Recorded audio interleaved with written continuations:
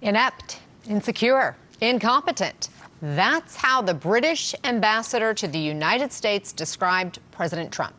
The newly surfaced cables were leaked to and first published by the Daily Mail. And CNN White House correspondent Boris Sanchez is joining us now. Boris, have we heard anything from the White House in response?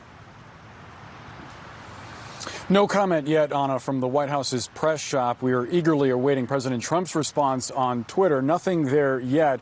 This is really some eye-opening perspective coming from the top ambassador to the United States' closest ally, Sir Kim Derrick, sharing in these communications his perspective of a White House that he sees as dysfunctional and a presidency that he says could crash and burn. At one point in these communications, he calls President Trump, as you said, inept. He also questions President Trump's connections to Russians, his disposition on a potential military conflict with Iran as well.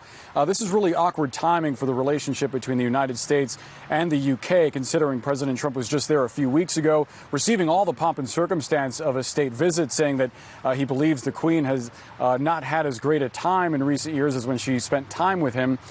As you know, Anna, the president is very much someone who punches back when he is criticized, and so we are expecting a scathing response from President Trump to this, but as yet, he has yet to put anything out there, Anna. How is the British government addressing this? Yeah, they are not refuting some of the reporting in the Daily Mail about these leaks. The Foreign and Commonwealth Office putting out this statement. They write, quote, "The British public would expect our ambassadors to provide ministers with an honest, unvarnished assessment of the politics in their country.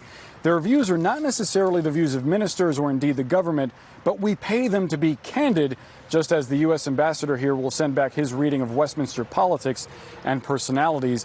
Again, that coming from the British Foreign and Commonwealth Office. So they're essentially standing by the reporting in the Daily Mail and their ambassador's perspective, saying that he's essentially just being candid, though his perspective may not be that of the entire UK, Anna.